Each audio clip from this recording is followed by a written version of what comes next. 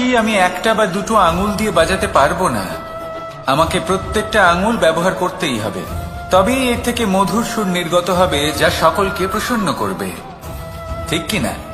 ঠিক এইভাবেই যদি আপনি চান যে আপনার জীবনরূপী বাঁশি থেকেও মধুর সুর নির্গত হোক বা সবার মনকে প্রসন্ন করে তুলুক, তাহলে আপনাকেও জীবনে একতা নিয়ে আসতেই হবে। আপনি একাও কর্ম করতে পারেন, পথ চলতেও পারেন, সামনেও এগোতে পারেন, সাফল্যও লাভ করতে পারেন। কিন্তু যখন সকলে একসাথে এগোবেন, সেই পথে চলবেন, সেই কর্মই করবেন, তখন লক্ষ্যে অবশ্যই পৌঁছবেন, সাফল্য অবশ্যই লাভ করবেন। কিন্তু সেই সাফল্য এবং তার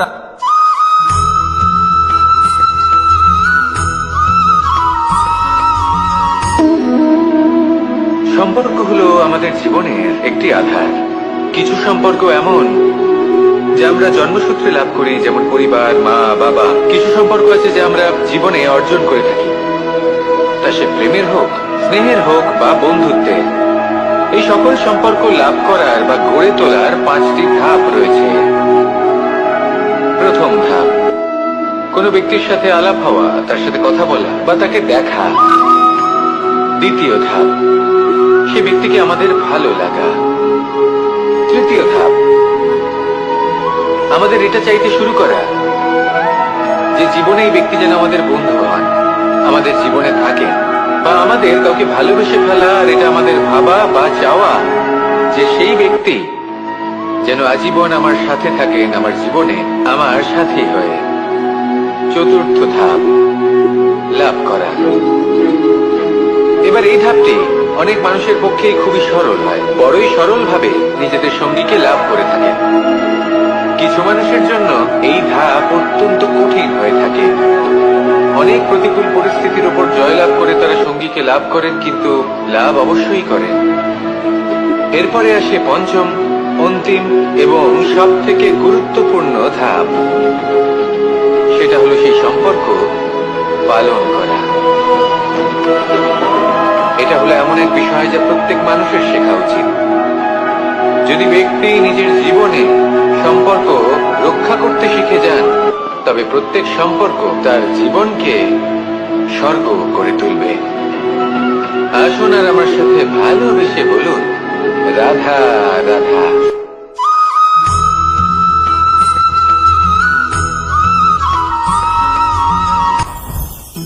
জীবনে কিছু শেখা অত্যন্ত গুরুত্বপূর্ণ। এবার কি কি শিখতে হবে সেই সব শেখানোর জন্য অনেক শিক্ষক রয়েছেন, কিন্তু কি শিখবেন না আর কি করবেন না এটা আমাদের নিজের অভিজ্ঞতা দিয়ে শিখতে হয়। কিন্তু তার মানে এটা নয় যে যদি আপনাকে শিখতে হয় যে আগুনের তাপ কতটা, আপনাকে আগুনের মধ্যে হাত দিতে হবে। না, অন্য কারোর অভিজ্ঞতা দ্বারাও শিখতে পারেন। প্রশ্ন শুধুমাত্র একটাই যে আপনি কি শিখতে চান নাকি চান না। যদি আপনি এটাই ভাবেন যে আমি শুধুই নিজের অভিজ্ঞতা দ্বারাই শিখতে চাই, তাহলে জীবনকাল ছোট মনে হবে, অনেক কিছুই শিখতে পারবেন না। তাই নিজের সাথে সাথে বড়দের অভিজ্ঞতা দ্বারাও শেখা শুরু করে দিন। এই সংসারের অভিজ্ঞতা দ্বারা শিখতে শুরু করে দিন। আর এটা নিশ্চিত রূপে শেখা আবশ্যক যে কখন কি করবেন না, কোথায় থামতে হবে আর কোথায় থামবেন না। তাহলে আসুন আর আমার সাথে ভালোবেসে বলুন, রাধা রাধা।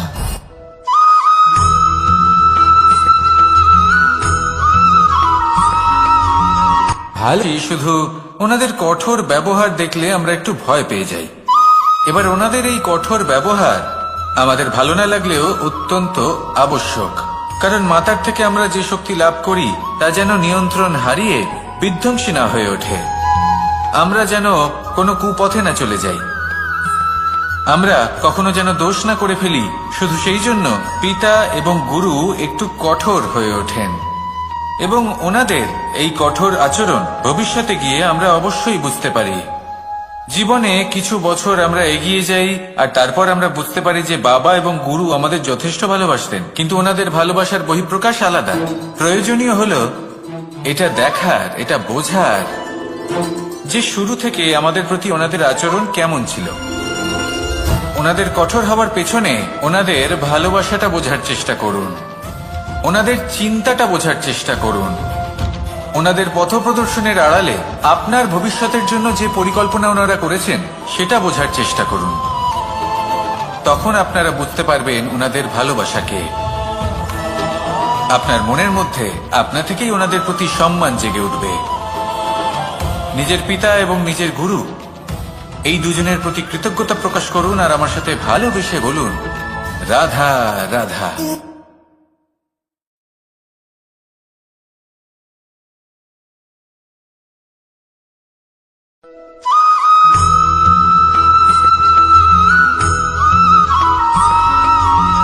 পঞ্চতত্ত্বের মধ্যে দ্বিতীয় তত্ত্ব হল ধরণী, ভূমি, যাকে আমরা ধরণী মাতা বলি। এই ধরণী ধৈর্য ধারণ করে, আর এর উপরেই আমাদের সমগ্র সংসার নির্ভরশীল। কারণ এই ভূমি সহ্য ক্ষমতা রাখে, এর সহ্য ক্ষমতা হল অপরিসীম। সন্তান যতই আঘাত প্রদান করুক না কেন প্রেম পূর্বক সহ্য করে, আর তার বদলে অমূল্য রত্ন প্রদান করে। সন্তান যদি হাল চালায় তাহলে তার বদলে তাকে অন্ন প্রদান করে। এটাই হলো ধরণী। এবার এর থেকে আমরা কি শিক্ষা পেতে পারি? এটাই যে কারোর জন্য কিছু করা বা কাউকে কিছু দেওয়া মনে কোনো কামনা ছাড়াই। আর এই কথাটা বুঝে যান, যদি কারোর জন্য কামনা না রেখে বা কোনো পাওয়ার আশা না রেখে কারোর জন্য কিছু করেন বা কারোকে কিছু দেন, যদি এটা আপনি শিখতে পারেন তবে আপনি ভালোবাসতে শিখে গেছেন। আর সেই জন্যই এই ধরিত্রীকে মাতা বলা হয়। কারণ মাতা শুধু উনি নন যিনি গর্ভে সন্তানকে ধারণ করেন, মাতা তো উনিও যিনি জীবন বাঁচতে শেখান, যিনি জীবন বাঁচার উদাহরণ প্রদান করেন। তাহলে ধরণীর থেকে এই নিঃস্বার্থ ভাব শিখুন, নিঃস্বার্থ ভালোবাসা শিখুন, আর এই ভালোবাসার সাথেই বলুন, রাধা রাধা।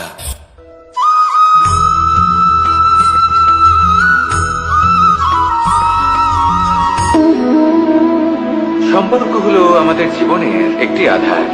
কিছু সম্পর্ক এমন যা আমরা জন্মসূত্রে লাভ করি, যেমন পরিবার, মা, বাবা। কিছু সম্পর্ক আছে যা আমরা জীবনে অর্জন করে থাকি, তা সে প্রেমের হোক, স্নেহের হোক বা বন্ধুত্বের। এই সকল সম্পর্ক লাভ করার বা গড়ে তোলার 5টি ধাপ রয়েছে। প্রথম ধাপ, কোনো ব্যক্তির সাথে আলাপ হওয়া, তার সাথে কথা বলা বা তাকে দেখা।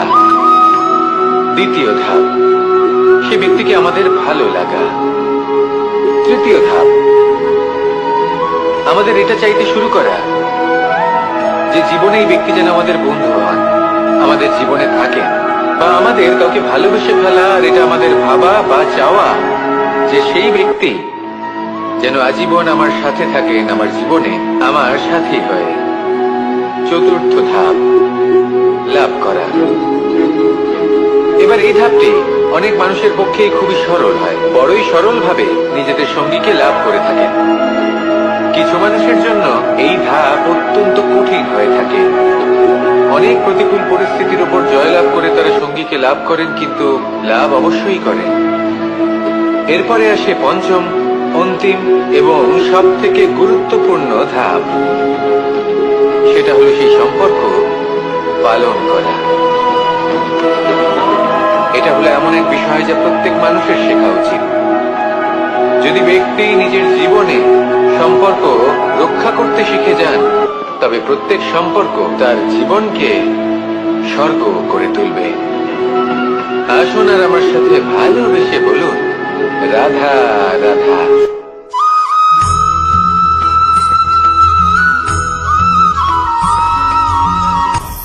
আপনি কখনো পর্বতের শিখরে উঠেছেন? আপনি দেখতে পাবেন পর্বতের পদতলে প্রচুর সুন্দর ফুল রয়েছে, সবুজ বনানী রয়েছে। যত আপনি ওপরে উঠতে থাকবেন তত ফুল কমতে থাকবে, সবুজ বনানী কমতে থাকবে।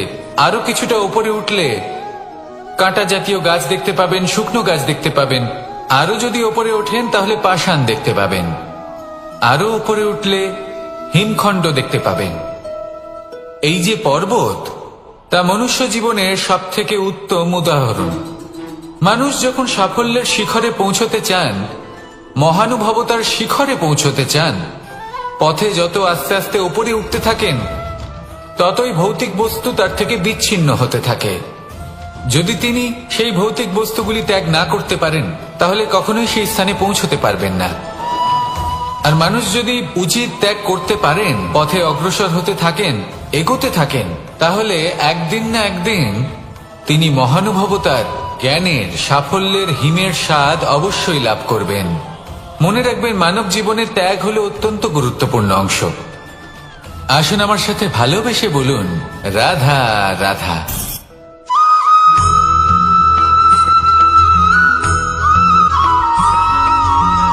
মানুষের মানসিকতা এমন হয় যে সে যতটা করে আশা করে যে তার থেকে অনেক বেশি তার বদলে সে পাবে। দেখুন, সবকিছুই আপনার ভাবনা চিন্তার উপর নির্ভর করছে। আপনি যদি ফলের বিষয়ে ভেবে কর্ম করতে থাকেন, তাহলে সেটা অনুচিত। জীবনের আসল আনন্দ হলো নিজের কর্ম করতে থাকা, ফলের চিন্তা করা উচিত নয়।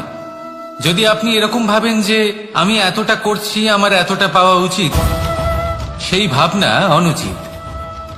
যদি আপনি সেবার মানসিকতা নিয়ে কর্ম করতে থাকেন, কর্মচক্রে প্রবাহিত হন, যদি আপনি এমন ভাবনা রাখেন যে আমি এতটা পাচ্ছি, তাই এর থেকে অনেক বেশি আমি কর্ম করব, তাহলে নিশ্চিত রূপে আপনি যতটা করছেন তার থেকে অনেক বেশি আপনি পাবেন। আপনার আশার থেকে অনেক বেশি আপনি পাবেন। শুধু জীবনে অনেক বেশি কাজ করতে থাকুন, ফলের চিন্তা করবেন না। আর মনে রাখবেন, এই ভাবনাই সব থেকে বড় বীজ। কর্মের উপর বিশ্বাস রাখুন। জীবনে যা যা আপনি চান, সবই সুখময় হবে। আসুন আর আমার সাথে ভালোবেসে বলুন, রাধা রাধা।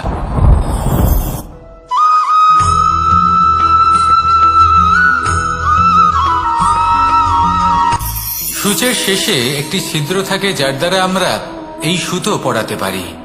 আর তারপর সূচের সাহায্যে এই সুতো দিয়ে বস্ত্র সেলাই করা যায়। কিন্তু যদি সুতোটা সোজা করে ধরা না হয়, তাহলে সূচে কখনো এই সুতো পরানোই সম্ভব নয়। যদি এতে কোনো গিঁট পড়ে, তখন তা কখনোই এই ছিদ্র দ্বারা প্রবেশ করা সম্ভব নয়। ঠিক এইভাবেই যদি আপনি কারোর জীবনে প্রবেশ করতে চান, কারোর অন্তরে প্রবেশ করতে চান, তাহলে আপনাকেও সহজ থাকতে হবে। এতে কোনো গিঁট থাকলে চলবে না, অর্থাৎ মনে যাতে কোনো মালিন্য না থাকে, যেন কোনো কুচিন্তা না থাকে। যদি এসব থাকে, তাহলে আপনি কখনো কারোর জীবনে প্রবেশ করতে পারবেন না। আর যদি কোনোভাবে আপনি প্রবেশ করেও যান, তাহলে তার মনে ঘর করতে পারবেন না। নিজেকে এই সুতোর মতন করে তুলুন, সহজ। মনে যেন কোনো কুচিন্তা না থাকে, সবার প্রতি যেন সদ্ভাবনা থাকে, শুভ চিন্তা থাকে। এমনটা করতে থাকুন। এমন একটা দিন আসবে যেদিন এই সমস্ত সংসারের ব্যক্তির মনে আপনি বাস করবেন। আর তখন এই মন প্রসন্ন হয়ে বলবে, রাধা রাধা।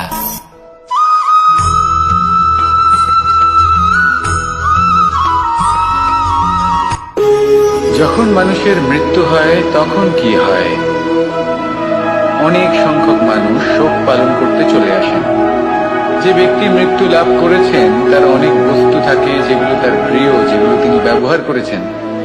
তার শয্যা, তার বস্ত্র, তার আভূষণ, সবকিছু তার থেকে বিচ্ছিন্ন করা হয় এবং খালি হাতে তাকে শ্মশানের উদ্দেশ্যে রওনা করা হয়। আমি আপনাকে এই প্রশ্ন করতে চাই, আপনি এই সংসারে কি অর্জন করেছেন? ধন সম্পত্তি, বস্ত্র, আভূষণ, এই সবকিছু যে আপনি অর্জন করেছেন, আপনার মৃত্যুর পরে তা আপনার থেকে দূর হয়ে যাবে। এর উত্তর হলো একটাই, আপনার কর্ম। শুধু সেটাই আছে যা একান্ত আপনার, আর শুধু সেটাই এই সংসার থেকে চলে যাওয়ার পরেও সংসারেই জীবিত থাকবে।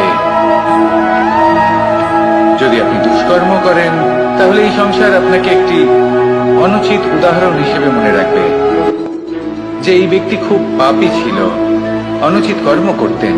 যে পথে তিনি চলেছেন, সেই পথে কারোর চলা উচিত নয়। সেখানেই যদি আপনি সৎকর্ম করেন, তাহলে সংসার চিরকাল এটাই বলবে যে খুব ভালো মানুষ ছিলেন, সবাইকে ভালোবাসতেন, সবাইকে সাহায্য করতেন, আমার খুব প্রিয় মানুষ ছিলেন। এটাই হলো শ্রেষ্ঠ কর্ম। সেই জন্য জীবনে শুধুমাত্র ধন সম্পত্তি আভূষণ এই সব অর্জন করতে গিয়ে নিজের মনোনিবেশ করবেন না। শ্রেষ্ঠ কর্ম করুন।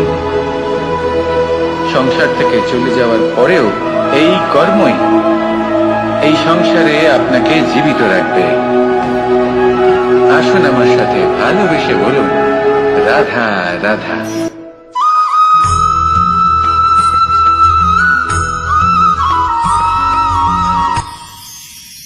মানুষ তার জীবনে দুই ধরনের পরিস্থিতিকে খুব ভয় পায়। এক, কোনো কারণবশত কারোর সামনে নত হওয়া। দুই, কোনো কারণে নিজের চরিত্র থেকে নিজের মূল্যবোধ থেকে বিচ্যুত হওয়া। এবার কেন হয় এরকম যে কথায় কথায় কারোর সামনে নত হতে হয়? কেন বারংবার নিজের চরিত্র থেকে চ্যুত হতে হয়? এরকম কেন হয়? এটা তখনই হয় যখন আমাদের শিক্ষা এবং মূল্যবোধের অভাব থাকে। যদি মানুষের মধ্যে প্রকৃত শিক্ষা থাকে তাহলে এই সংসারে কোনো সময় এবং কারোর সামনেই নত হওয়ার কোনো প্রয়োজন নেই। যদি মানুষের মধ্যে মূল্যবোধ থাকে তাহলে তাকে নিজের মূল্যবোধ বা চরিত্র থেকে বিচ্যুত হতে হয় না, তা সে যাই হয়ে যাক না কেন। কোনো বালককে যদি জন্ম থেকেই সুশিক্ষার অধিকারী করা হয়, শিক্ষিত করা হয়, মূল্যবোধের অধিকারী করা হয়, তবে সে এই সংসারে এমন কর্ম করবে যাতে সে নিজেকে, নিজের পরিবারকে, সমগ্র সমাজকে গর্বিত করতে পারে। শিক্ষা লাভ করুন, মূল্যবোধ লাভ করুন এবং আমার সাথে ভালোবেসে বলুন, রাধা রাধা।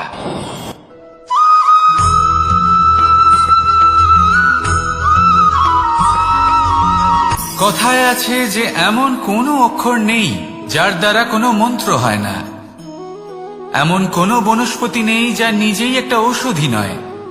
পৃথিবীর এমন কোনো ব্যক্তি নেই যার মধ্যে কোনো যোগ্যতা থাকে না। শুধু প্রয়োজন হলো যে ব্যক্তিকে আমরা খুঁজে চলেছি তাকে সঠিকভাবে চিনে নেওয়া। যদি তার যোগ্যতা, তার বিশেষত্ব আমরা বুঝতেই না পারি তাহলে আর লাভ কি রইল? এই সংসারে এমন অনেক ব্যক্তি রয়েছেন যারা ছোট ছোট অসফলতার কারণে আপনাকে এটা বলে দেবে যে আপনি কোনো কাজের নন, আপনি হলেন মূর্খ, আপনি কিছুই করতে পারবেন না। এইসব কথায় কখনোই বিশ্বাস করবেন না, কারণ আপনি এবং প্রত্যেকটি জীব এই পরমাত্মা এবং এই প্রকৃতির সৃষ্টি, যা অত্যন্ত বিশেষ। যদি আপনাকে উদাহরণ দিই তাহলে একদিকে আছে তরোয়াল, একটা বড় লম্বা তরোয়াল যার দ্বারা যুদ্ধ করা যায়, জয়লাভ করা যায়। আর অন্যদিকে রয়েছে একটা ছোট্ট সূঁচ, কিন্তু যে কাজ একটা ছোট্ট সূঁচ করতে পারে তা একটা তরোয়াল দ্বারা সম্ভব নয়। এর অর্থ হলো এটাই যে প্রত্যেকটা রচনা অত্যন্ত অমূল্য এবং অত্যন্ত বিশেষ হয়। তাহলে বিশ্বাস রাখুন যে আপনি অত্যন্ত বিশেষ একজন, আর প্রেমের সাথে বলুন, রাধা রাধা।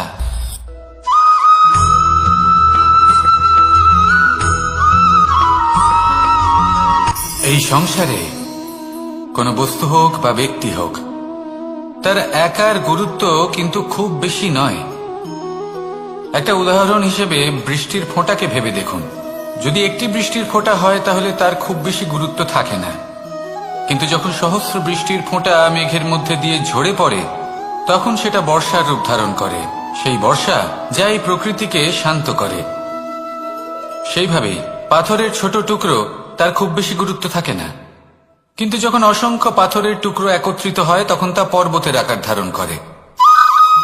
সেইভাবেই কিছু মানুষ যখন একত্রিত হন তখন তৈরি হয় পরিবার, কিছু পরিবার যখন একত্রিত হয় তখন তৈরি হয় সমাজ, যখন অনেক সংখ্যক সমাজ একত্রিত হয় তখন তৈরি হয় রাজ্য। এবার এই রাজ্যের সব থেকে গুরুত্বপূর্ণ ব্যক্তি হতে পারেন রাজা, কিন্তু তাও সেই রাজা একা কিছু করতে পারেন না। যুদ্ধ লড়ার সময় তারও নিজের সৈন্যদলকে প্রয়োজন পড়ে।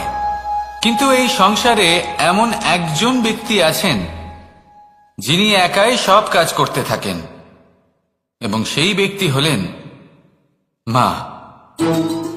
আমাদের জীবনে একজন পিতার ভূমিকা কিন্তু নিঃসন্দেহে অমূল্য, কিন্তু আমাদের সকলের জীবনে যে ভূমিকা একজন মায়ের তা অন্য কারোর থাকে না। একজন মা একাই সন্তানকে বড় করতে পারেন, সংস্কারী করে তুলতে পারেন, তার জন্য পরিশ্রম করেন।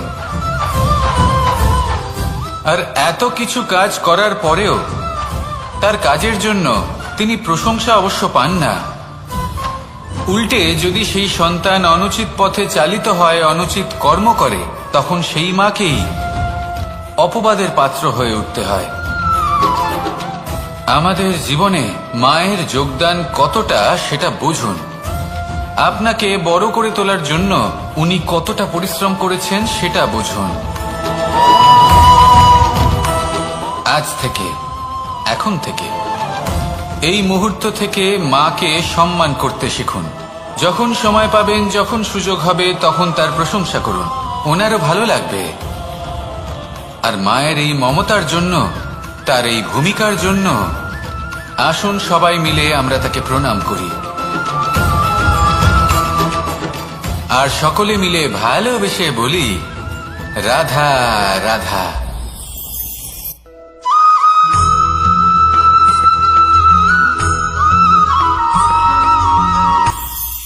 এটা হলো ধান গাছ। এর থেকে যে চাল উৎপন্ন হয় তা মানুষ গ্রহণ করেন। আর এটা কি? এ হলো জংলি ঘাস।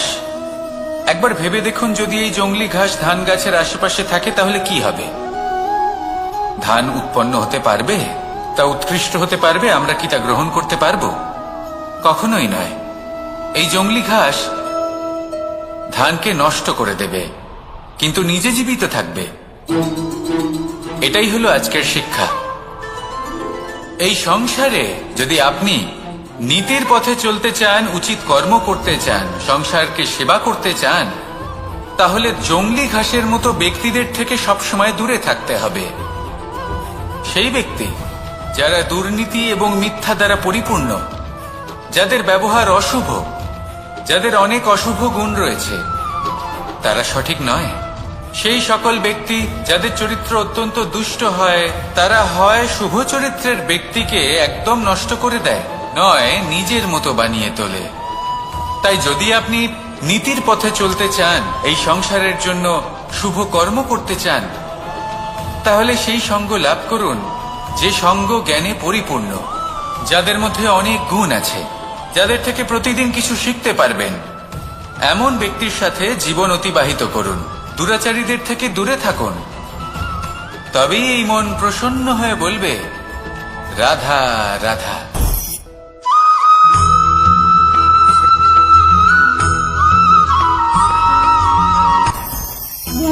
ভোজন। এবার ভোজন সংগ্রহ করার জন্য মানুষ কি না করেন, সব সময় চেষ্টা করতে থাকেন। ফসল উৎপাদনের জন্য অনেক পরিশ্রম করতে থাকেন, কিন্তু অনেক সময় অনেক পরিশ্রম করার পরেও ফসল ভালো উৎপাদন হয় না। এর কারণ কি? কারণ হলো এটাই যে আপনি পরিশ্রম হয়তো অনেক করেছেন, কিন্তু আপনার নজর তো সেই বীজের দিকে ছিলই না যা আপনি রোপণ করেছেন।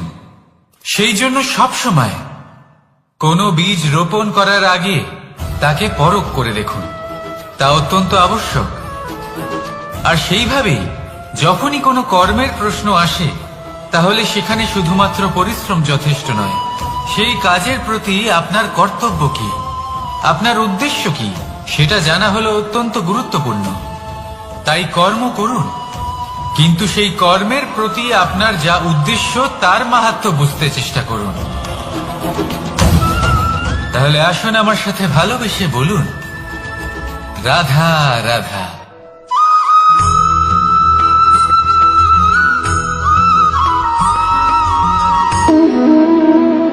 সম্পর্ক হলো আমাদের জীবনের একটি আধার। কিছু সম্পর্ক এমন যা আমরা জন্মসূত্রে লাভ করি, যেমন পরিবার, মা, বাবা। কিছু সম্পর্ক আছে যা আমরা জীবনে অর্জন করে থাকি, তা সে প্রেমের হোক, স্নেহের হোক বা বন্ধুত্বের। এই সকল সম্পর্ক লাভ করার বা গড়ে তোলার 5টি ধাপ রয়েছে। প্রথম ধাপ, কোনো ব্যক্তির সাথে আলাপ হওয়া, তার সাথে কথা বলা বা তাকে দেখা। দ্বিতীয় ধাপ, সে ব্যক্তিকে আমাদের ভালো লাগা। তৃতীয় ধাপ, আমাদের এটা চাইতে শুরু করা যে জীবনে এই ব্যক্তি যেন আমাদের বন্ধু হন, আমাদের জীবনে থাকেন, বা আমাদের কাউকে ভালোবেসে ফেলা। আর এটা আমাদের ভাবা বা চাওয়া যে সেই ব্যক্তি যেন আজীবন আমার সাথে থাকেন, আমার জীবনে আমার সাথী হয়ে। চতুর্থ ধাপ, লাভ করা। এবার এই ধাপটি অনেক মানুষের পক্ষেই খুবই সরল হয়, বড়ই সরল ভাবে নিজেদের সঙ্গীকে লাভ করে থাকেন। কিছু মানুষের জন্য এই ধাপ অত্যন্ত কঠিন হয়ে থাকে। অনেক প্রতিকূল পরিস্থিতির উপর জয়লাভ করে তারা সঙ্গীকে লাভ করেন, কিন্তু লাভ অবশ্যই করেন। এরপরে আসে পঞ্চম, অন্তিম এবং সব থেকে গুরুত্বপূর্ণ ধাপ। সেটা হলো সেই সম্পর্ক পালন করা। এটা হলো এমন এক বিষয় যা প্রত্যেক মানুষের শেখা উচিত। যদি ব্যক্তি নিজের জীবনে সম্পর্ক রক্ষা করতে শিখে যান, তবে প্রত্যেক সম্পর্ক তার জীবনকে স্বর্গ করে তুলবে। আসুন আর আমার সাথে ভালোবেসে বলুন, রাধা রাধা।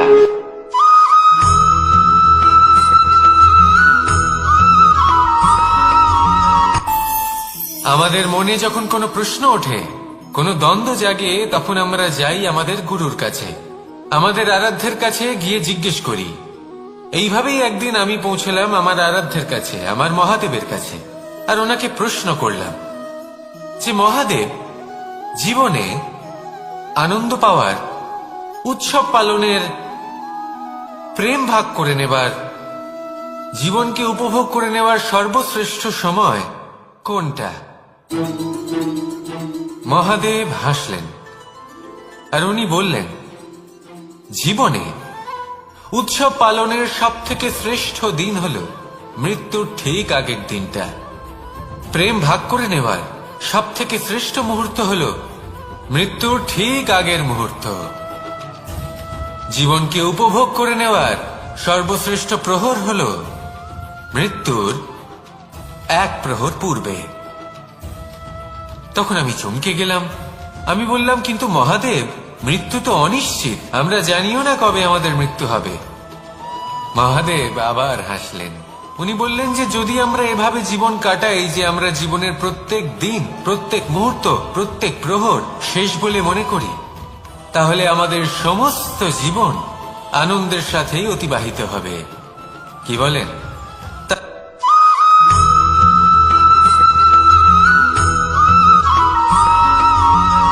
এই সংসারে কোনো বস্তু হোক বা ব্যক্তি হোক, তার একার গুরুত্ব কিন্তু খুব বেশি নয়।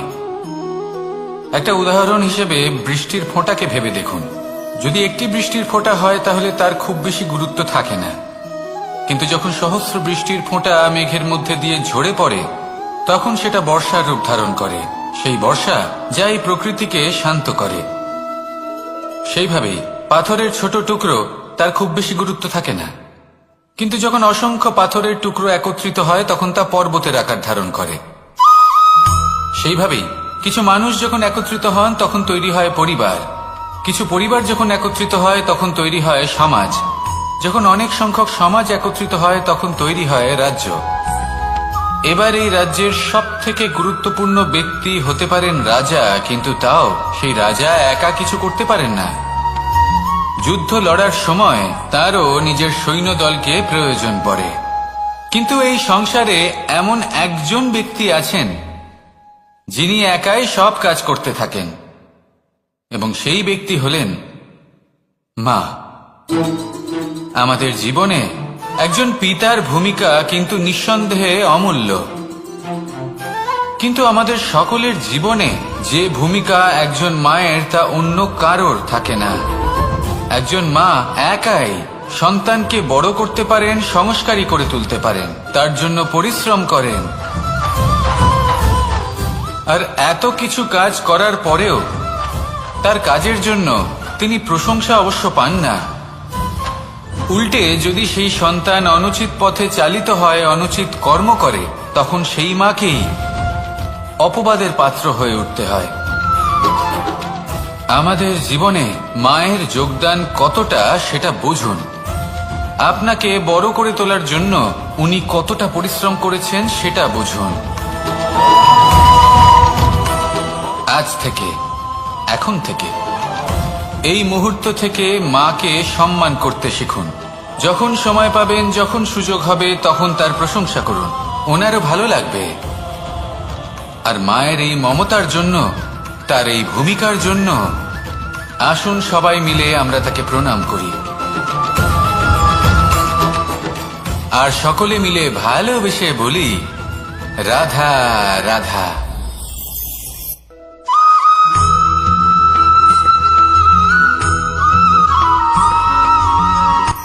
এই সংসারে সাফল্য লাভ করার জন্য জ্ঞানের প্রয়োজন হয়, পরিশ্রমের প্রয়োজন হয়, দৃঢ় নিষ্ঠার প্রয়োজন হয়, নিরন্তর চেষ্টা করা প্রয়োজনীয়। কিন্তু আরো কিছু আছে যা অত্যন্ত প্রয়োজনীয় এবং গুরুত্বপূর্ণ। তা হলো ভালো বন্ধু। তাদের থাকা অত্যন্ত প্রয়োজনীয়। যদি ভালো বন্ধু থাকে তাহলে সময় এলে তারা ঢাল হয়ে আপনাকে সুরক্ষা করবেন। সময় এলে অস্ত্রের মতো শত্রুকে সংহারও করবেন। যদি তিনি জ্ঞানী হন, তাদের মধ্যে সদ্গুণ থাকে, তাহলে এই সব গুণ আপনার মধ্যেও প্রবেশ করবে। তাহলে সাফল্যের জন্য ভালো বন্ধু পাওয়া অত্যন্ত প্রয়োজনীয়। কিন্তু শুধু বন্ধু কেন, ভালো শত্রুও থাকা প্রয়োজনীয়। এবার আপনি ভাববেন, এ আমি কি বললাম? যদি আপনার জীবনেও ভালো অর্থাৎ শক্তিশালী শত্রু থাকে, তাহলে আপনিও শক্তিশালী হতে থাকবেন। এই শত্রু আপনাকে প্রেরিত করবে আরো বেশি শক্তিশালী হয়ে ওঠার। কখনো কোনো হরিণকে দেখুন, তীব্র গতিতে দৌড়তে থাকে। কেন তীব্র গতিতে দৌড়য়? এই কারণে নয় যে কোথাও তার জন্য মধুর ঘাস অপেক্ষা করে রয়েছে, না। সে এই কারণে তীব্র গতিতে দৌড়য় কারণ সেটা না করলে তার পেছনে একটি সিংহ আছে যে ওকে নিজের ভোজন করে ফেলবে। তাই জীবনে বিপদ, সংকট, এই সবকিছুও হলো অত্যন্ত গুরুত্বপূর্ণ। তার সম্মুখীন হতে শিখুন আর আমার সাথে ভালোবেসে বলুন, রাধা রাধা।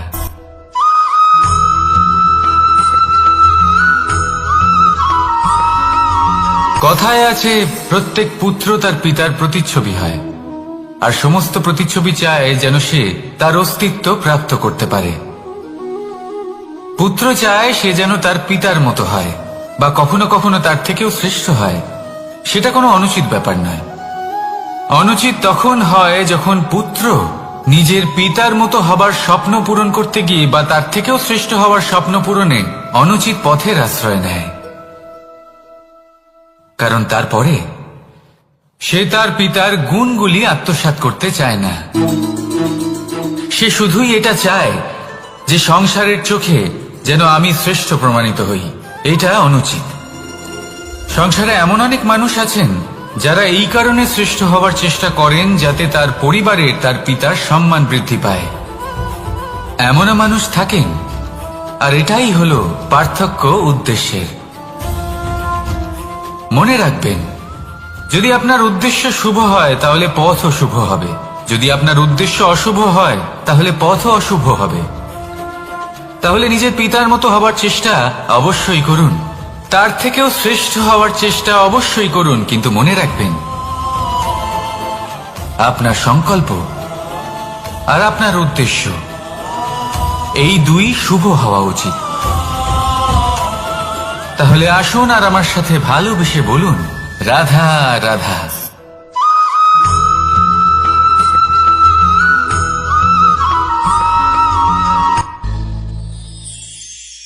শিশিরের বিন্দু পাতার ওপর পড়ে আর তার গায়ে লেগে থাকে। পাতা তাকে শুষে নিতে পারে না, আর শেষ পর্যন্ত সে ঝরে পড়ে যায়। অন্যদিকে রয়েছে মেঘ এবং চাতক। এদের মধ্যে অনেক দূরত্ব থাকে। মেঘ থাকে আকাশে আর চাতক থাকে ধরিত্রীতে। কিন্তু যখন এই মেঘ থেকে বৃষ্টি ঝরে পড়ে, এই চাতক কিন্তু সেই জলই পান করে, নয়তো সে তৃষ্ণার্ত থেকে যায়। এবার অন্যদিকে দেখলাম শিশির বিন্দু আর পাতার এই সম্পর্ক। এরা খুব কাছাকাছি থাকে, ঘনিষ্ঠও থাকে। অন্যদিকে রয়েছে মেঘ এবং চাতকের সম্পর্ক, যাদের মধ্যে অনেক দূরত্ব থাকা সত্ত্বেও তারা খুব ঘনিষ্ঠ, তাই না? এই সারমর্ম খুব সরল। এই নৈকট্য, এই দূরত্ব, তা আপনার সম্পর্কে প্রভাব কিছুতেই ফেলতে পারে না। এই নৈকট্য, এই দূরত্ব, এইসব হলো শুধুমাত্র মনের ব্যাপার। কখনো আপনি অনুভব করেছেন আপনি কারোর থেকে অনেক অনেক দূরে আছেন, অনেক দূরে আছেন, তাও সেই ব্যক্তির প্রতি আপনি টান অনুভব করেন। সেখানে আপনি কারোর সাথে প্রত্যেক দিন অতিবাহিত করেন, সমস্ত জীবন অতিবাহিত করেন, সব থেকে বেশি সময় তার সাথে অতিবাহিত করেন, তাও তার প্রতি সেই টান অনুভব করেন না। এই সংকেত হলো মনের দূরত্বের। তাহলে মনের এই দূরত্ব দূর করুন আর আমার সাথে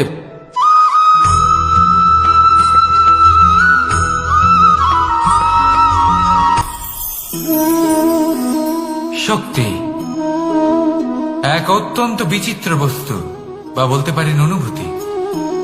পিতা সবসময় চান যেন তিনি তার শক্তি পুত্রকে। আসুন আপনাকে সহজে বোঝাই। যদি আপনি সুপাত্র হন আর আপনাকে শক্তি দেওয়া হয়, তাহলে আপনি সেই শক্তির গুরুত্ব বুঝবেন, কোথায় সেই শক্তি প্রয়োগ করা উচিত সেটা বুঝবেন। আর এটা যেহেতু অর্জন করা শক্তি হবে, সেই শক্তির অপব্যবহার হবে না। কিন্তু যদি এই আপনি কুপাত্র হন আর যদি আপনাকে এই শক্তি দেওয়া হয়, তাহলে কি হবে? দেখতে গেলে এই শক্তি আপনি দান হিসেবে পেয়েছেন, তাই না আপনি এই শক্তির গুরুত্ব বুঝবেন আর না এর প্রয়োগ আপনি জানবেন। তার অপব্যবহার হওয়া সুনিশ্চিত। তাই যদি আপনি কোনো শক্তি অর্জন করতে চান, তাহলে আগে তার যোগ্য হয়ে উঠুন। পুত্র নয়, পাত্র হয়ে উঠুন। আর আমার সাথে ভালোবেসে বলুন, রাধা রাধা।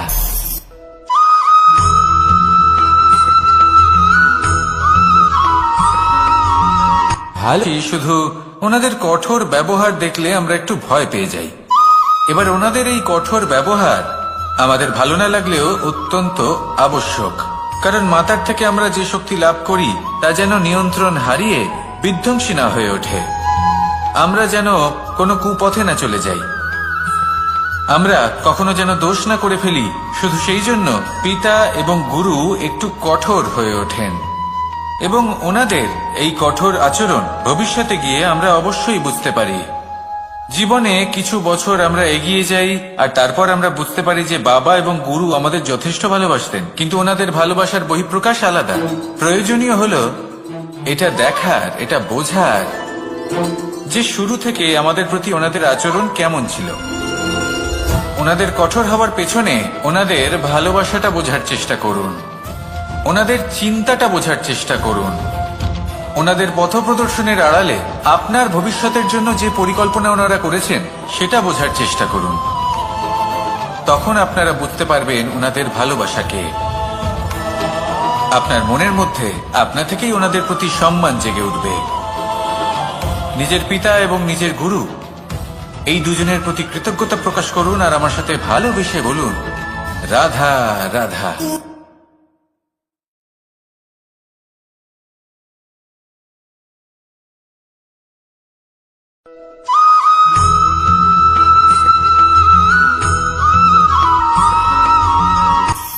কখনো কোনো বাগানের কোনো বৃক্ষকে দেখেছেন যেখানে সুগন্ধি ফুল থাকে, রসালো ফল থাকে? তখন মন প্রফুল্ল হয়ে ওঠে, মন থেকে সেই বৃক্ষের প্রতি ভালোবাসা জন্মায়। কিন্তু যিনি বাগানের মালিক, শুধুমাত্র তিনিই জানেন যে কিভাবে এই বৃক্ষকে আগলে রাখতে হয়, কিভাবে তার পরিচর্যা করলে এতে সুন্দর সুগন্ধি ফুল হবে, রসালো ফল হবে। কখনো কখনো প্রয়োজনের থেকে বেশি রোদ পেলে এই বৃক্ষগুলি শুকিয়ে যায়, প্রয়োজনের থেকে কম রোদ পেলেও এই বৃক্ষ কিন্তু শুকিয়ে যায়। প্রয়োজনের থেকে কম জল যদি পায়, এই বৃক্ষ শুকিয়ে যেতে পারে। প্রয়োজনের থেকে অতিরিক্ত জল যদি পায়, তখনও এই বৃক্ষের শিকড়গুলি নষ্ট হয়ে যেতে পারে। এবার এটাই কিন্তু আমাদের সংসারের সাথেও হয়। আমাদের সংসারের সকল প্রতিভাশালী ব্যক্তি, যেমন লেখক, বিচারক, প্রবক্তা, যোদ্ধা, এদের সবার ক্ষেত্রে এই কথাটাই প্রযোজ্য। যদি বেশি প্রশংসা করা হয়, তাহলেও এরা হারিয়ে যাবেন। প্রয়োজনের থেকে বেশি যদি নিন্দা করা হয়, তখনও তারা নত হয়ে পড়বেন।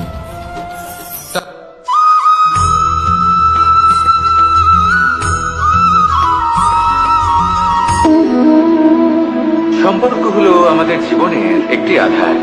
কিছু সম্পর্ক এমন যা আমরা জন্মসূত্রে লাভ করি, যেমন পরিবার, মা, বাবা। কিছু সম্পর্ক আছে যা আমরা জীবনে অর্জন করে থাকি, তা সে প্রেমের হোক, স্নেহের হোক বা বন্ধুত্বের। এই সকল সম্পর্ক লাভ করার বা গড়ে তোলার 5টি ধাপ রয়েছে। প্রথম ধাপ, কোনো ব্যক্তির সাথে আলাপ হওয়া, তার সাথে কথা বলা বা তাকে দেখা। দ্বিতীয় ধাপ, সে ব্যক্তিকে আমাদের ভালো লাগা। তৃতীয় ধাপ, আমাদের এটা চাইতে শুরু করা যে জীবনে এই ব্যক্তি যেন আমাদের বন্ধু হন, আমাদের জীবনে থাকেন, বা আমাদের কাউকে ভালোবেসে ফেলা। আর এটা আমাদের ভাবা বা চাওয়া যে সেই ব্যক্তি যেন আজীবন আমার সাথে থাকেন, আমার জীবনে আমার সাথী হয়ে। চতুর্থ ধাপ, লাভ করা। এবার এই ধাপটি অনেক মানুষের পক্ষেই খুবই সরল হয়, বড়ই সরল ভাবে নিজেদের সঙ্গীকে লাভ করে থাকেন। কিছু মানুষের জন্য এই ধাপ অত্যন্ত কঠিন হয়ে থাকে। অনেক প্রতিকূল পরিস্থিতির উপর জয়লাভ করে তারা সঙ্গীকে লাভ করেন, কিন্তু লাভ অবশ্যই করেন। এরপরে আসে পঞ্চম, অন্তিম এবং সব থেকে গুরুত্বপূর্ণ ধাপ। সেটা হলো সেই সম্পর্ক পালন করা। এটা হলো এমন এক বিষয় যা প্রত্যেক মানুষের শেখা উচিত। যদি ব্যক্তি নিজের জীবনে সম্পর্ক রক্ষা করতে শিখে যান, তবে প্রত্যেক সম্পর্ক তার জীবনকে স্বর্গ করে তুলবে। আসুন আর আমার সাথে ভালোবেসে বলুন, রাধা রাধা।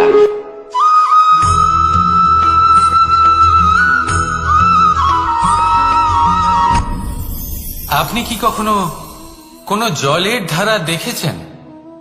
তার সামনে যতই মাটি থাকুক না কেন, যতই কাদা থাকুক না কেন, যখন এই জলের ধারা বইতে আরম্ভ করে দেয়, তাহলে নিজের মনের, নিজের ভাবনার, নিজের জীবনের যত অনাবশ্যক তত্ত্ব আছে, অনুপযোগী অংশ রয়েছে, অর্থাৎ অপরিষ্কার অংশ রয়েছে, তা নিজে থেকেই নির্মল হয়ে উঠবে।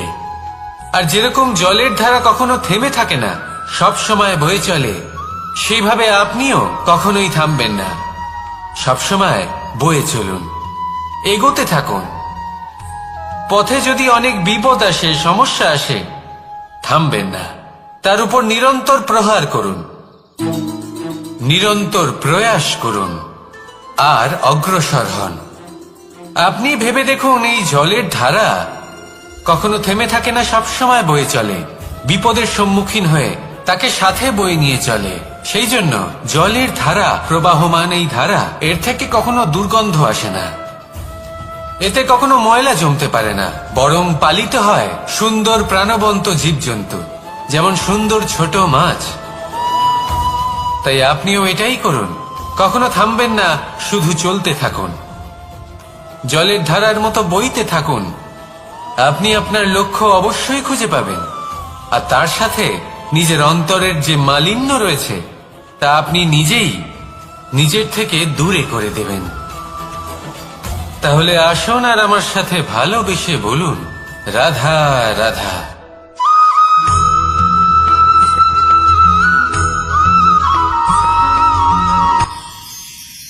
মানুষ তার জীবনে দুই ধরনের পরিস্থিতিকে খুব ভয় পায়। এক, কোনো কারণবশত কারোর সামনে নত হওয়া। দুই, কোনো কারণে নিজের চরিত্র থেকে, নিজের মূল্যবোধ থেকে বিচ্যুত হওয়া। এবার কেন হয় এরকম যে কথায় কথায় কারোর সামনে নত হতে হয়? কেন বারংবার নিজের চরিত্র থেকে চ্যুত হতে হয়? এরকম কেন হয়? এটা তখনই হয় যখন আমাদের শিক্ষা এবং মূল্যবোধের অভাব থাকে। যদি মানুষের মধ্যে প্রকৃত শিক্ষা থাকে, তাহলে এই সংসারে কোনো সময় এবং কারোর সামনেই নত হওয়ার কোনো প্রয়োজন নেই। যদি মানুষের মধ্যে মূল্যবোধ থাকে, তাহলে তাকে নিজের মূল্যবোধ বা চরিত্র থেকে বিচ্যুত হতে হয় না, তা সে যাই হয়ে যাক না কেন। কোনো বালককে যদি জন্ম থেকেই সুশিক্ষার অধিকারী করা হয়, শিক্ষিত করা হয়, মূল্যবোধের অধিকারী করা হয়, তবে সে এই সংসারে এমন কর্ম করবে যাতে সে নিজেকে, নিজের পরিবারকে, সমগ্র সমাজকে গর্বিত করতে পারে। শিক্ষা লাভ করুন, মূল্যবোধ লাভ করুন, এবং আমার সাথে ভালোবেসে বলুন, রাধা রাধা।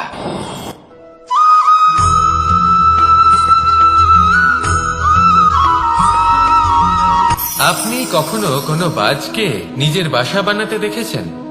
এই বাজ যখনই কোনো বাসা বানায় তখন উঁচু গাছের ডালে বা কোনো পর্বতের শিখরে বাসা বানায়, অনেক উচ্চতায়, আর সেখানে তার সন্তানও জন্মগ্রহণ করে। যখন এই সন্তানেরা জন্মায় তখন এই বাজ খুবই ভালোবেসে এবং খুব সাবধানে এদের পালন পোষণ করে, নিজের ঠোঁট দিয়ে তাদের ঠোঁটে খাবার পরিবেশন করে। কিন্তু যেই সেই সন্তানেরা হৃষ্টপুষ্ট হয়ে যায় এবং সেই কথা বাজ নিজে বুঝতে পেরে যায়, সেই বাজ নিজেই সেই বাসা ছিন্ন ভিন্ন করে দেয়। সেই সন্তান যাদের সবেমাত্র ডানা গজিয়েছে, কিভাবে উঠতে হয় তারা জানে না, সেই সন্তানগুলিকে উচ্চতা থেকে ঠেলে দেয়। সেই সন্তান প্রথমে ভয়ভীত হয়ে যায়। তারা সামনে মৃত্যুকে দেখতে পেয়ে ভয়ের কারণে তাদের ডানা ঝাপটাতে থাকে, আর সেই প্রক্রিয়াতেই সেই সন্তানগুলি উড়তে শুরু করে দেয়। এবার এই ঘটনায় আমরা কি শিক্ষা পেতে পারি? এটাই, যদি আপনি মাতা পিতা হন তাহলে নিজের সন্তানকে অবশ্যই স্নেহ করুন, কিন্তু তাদেরকে নিজের আঁচলের তলায় বেঁধে রাখবেন না। যদি আপনি চান আপনার সন্তান জীবনে উন্নতি করুক, তাহলে নিজের মুঠো থেকে তাদের স্বতন্ত্র করে দিন, এই সংসারে সংঘর্ষ করতে দিন। সেই সন্তান নিজেই বুঝতে পারবে যে জন্মের সময় পাওয়া ডানা কি করে ব্যবহার করতে হয়, আর আপনার চোখের সামনে আপনার সন্তান এই আকাশে উড়তে থাকবে। তাহলে আসুন আমার সাথে ভালোবেসে বলুন, রাধা রাধা।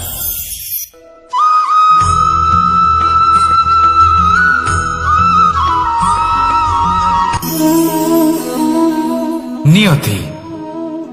রাধা আমাকে বলে, কৃষ্ণ, যদি তুমি জানো যে নিয়তিতে কি আছে তাহলে তাকে বদলে দাও না কেন? মহাদেব আমাকে বলেন যে শ্রীকৃষ্ণ, যদি আপনি এটা জানেন যে সাম্বের নিয়তি এটাই, তাহলে আপনি তাকে বদলানোর চেষ্টা কেন করেন? কেন? কারণ আমি একজন পিতা, আর পিতার কর্তব্য এটাই, তিনি যেন সম্ভাব্য সব চেষ্টা করেন নিজের সন্তানের মঙ্গলের জন্য।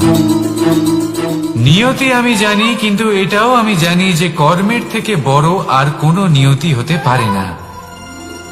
অভিজ্ঞতাও রয়েছে যে কর্মের হাতে নিয়তির এই চক্র বদলে যেতে পারে। তাই জীবনে যদি আপনার কখনো এমন মনে হয় যে এটা তো অসম্ভব, তখনও চেষ্টা করা কখনোই ছাড়বেন না। কে বলতে পারে আপনারই কর্মের কোনো এক বীজ হয়তো নিয়তির চাকায় আটকে গেল, আর নিয়তিকে নিজের পথ পাল্টাতে হলো, ঠিক কিনা? সেই জন্য নিয়তিকে ভাগ্য মেনে নিয়ে চুপ করে বসে থাকবেন না। নিজের নিয়তি স্বয়ং নিজের কর্মের দ্বারা নির্ধারিত করুন, কারণ আপনার এই কর্মের ওপরেই আপনার অধিকার রয়েছে, আর এই অধিকারকে নিয়তি অনেক সময় সম্মানও করে। তাহলে আসুন আর আমার সাথে ভালোবেসে বলুন, রাধা রাধা।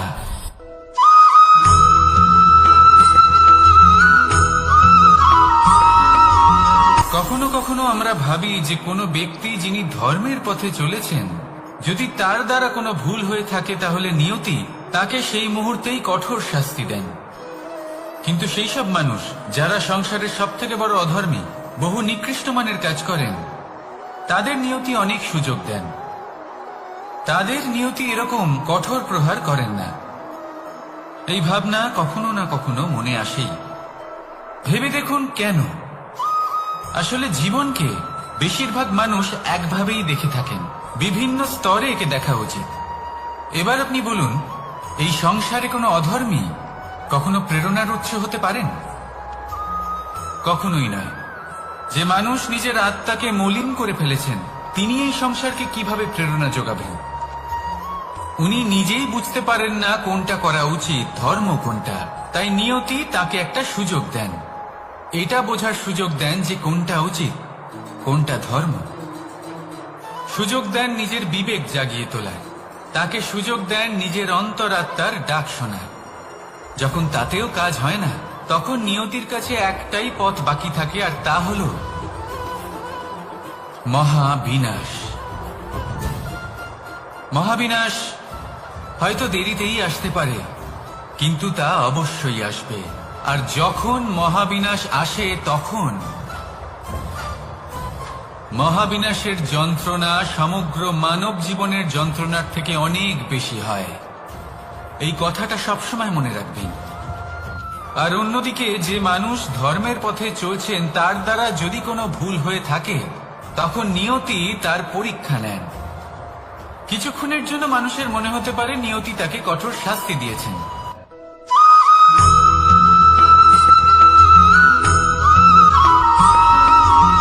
এই সংসারে কখনো কোনো ব্যক্তিকে তার বাইরের পোশাক দেখে বিচার করার চেষ্টা করবেন না। এটা খুব বড় ভুল করবেন। যেমন আমরা জীবনে অনেক সময় এমন করি, ধরুন কোথাও একটা গাছ দেখলাম, খুব বিশাল আকারের একটা গাছ, যেটা মাটির থেকে অনেক উঁচুতে পৌঁছে গেছে, যার বিশাল শাখা আছে। সেগুলো দেখে আমরা ভাবি যে এই গাছে হয়তো কত সুস্বাদু ফল আছে। আমরা সেই গাছের পরিচর্যা করতে থাকি। আবার অন্যদিকে হলো একটি তৃণ, যেটা মাটি থেকে কিছুটা উঁচুতে পৌঁছেছে, কিন্তু সেই তৃণর নিচে, মাটির নিচে অত্যন্ত সুস্বাদু ফল বা সবজি জন্ম নেয়, যা আমাদের স্বাস্থ্যের পক্ষে অত্যন্ত উপকারী। সেই জন্য কখনো আবরণ দেখে কাউকে বিচার করতে চেষ্টা করবেন না। তার বদলে এটা বোঝার চেষ্টা করুন যে আপনার সামনে যে ব্যক্তি আছে বা বস্তু আছে তার বিশেষত্ব কি। যদি এই বিশেষত্ব বোঝার ক্ষমতা আপনি অর্জন করেন, যদি এই শিল্প আপনি নিজের ভেতরে জাগ্রত করেন, তাহলে এই সংসারে বিশেষত্ব কি সেটা আপনি জানতে পারবেন। আর এই সমস্ত খেলা দৃষ্টি থেকে নয়, দৃষ্টিভঙ্গি থেকে জন্ম নেয়।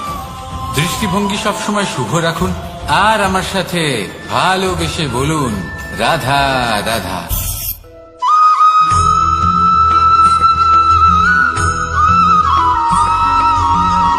পুরুষার্থ। শাস্ত্রে 4 ধরনের পুরুষার্থের কথা বলা হয়েছে। প্রথম হলো ধর্ম। আপনি কি জানেন এই ধর্ম আসলে কি? আপনার কি মনে হয় ধর্ম আসলে কি? কোনো বিশেষ ঈশ্বরকে মানাই কি ধর্ম বলা হয়? নাকি কোনো বিশেষ রীতি পালন করাই হলো ধর্ম?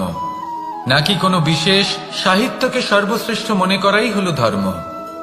না, ধর্ম হলো সেটা যাকে ধারণ করা যেতে পারে। আর ধারণ শুধু সেটাই করা যায় যা পবিত্র।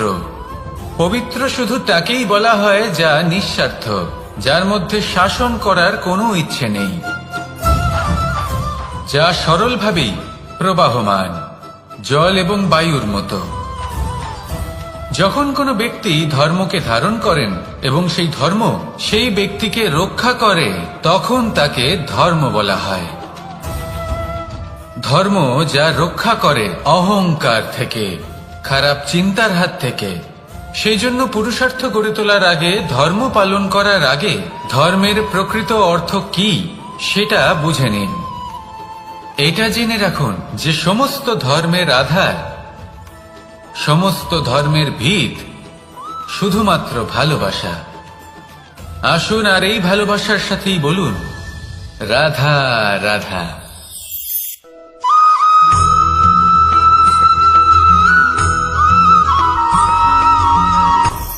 আপনি কখনো পর্বতের শিখরে উঠেছেন? আপনি দেখতে পাবেন পর্বতের পদতলে প্রচুর সুন্দর ফুল রয়েছে, সবুজ বনানী রয়েছে। যত আপনি উপরে উঠতে থাকবেন তত ফুল কমতে থাকবে, সবুজ বনানী কমতে থাকবে। আরো কিছুটা উপরে উঠলে কাঁটা জাতীয় গাছ দেখতে পাবেন, শুকনো গাছ দেখতে পাবেন। আরো যদি উপরে ওঠেন তাহলে পাষাণ দেখতে পাবেন। আরো উপরে উঠলে হিমখণ্ড দেখতে পাবেন। এই যে পর্বত, তা মনুষ্য জীবনের সব থেকে উত্তম উদাহরণ।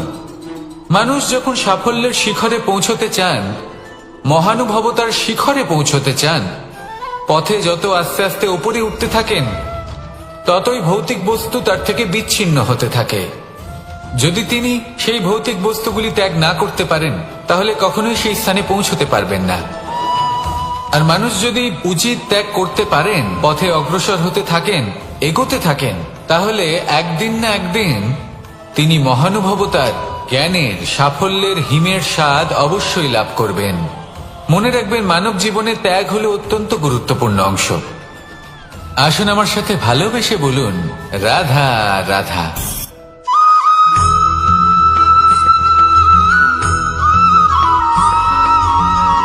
কেউ বলে জীবন খুব ক্ষণস্থায়ী, কেউ বলে জীবন হলো একটা সুন্দর স্বপ্নের মতো, আবার কেউ বলবে জীবন হলো এক কঠোর সত্য।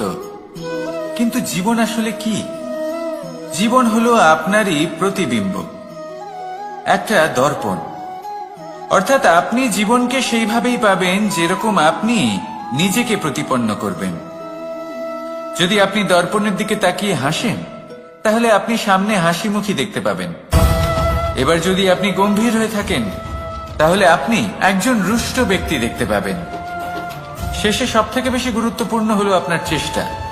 আপনাকে সবসময় চেষ্টা করতে হবে যাতে আপনি নিজেকে প্রসন্ন এবং ইতিবাচক মনোভাবে রাখেন। এটা হলো আপনারই উত্তরদায়িত্ব, তাকে পালন করুন। এই মনকে প্রসন্ন রাখুন, এই সংসারকে সুন্দর বলে মনে হবে। আর এই মন প্রসন্ন হয়ে বলবে, রাধা রাধা।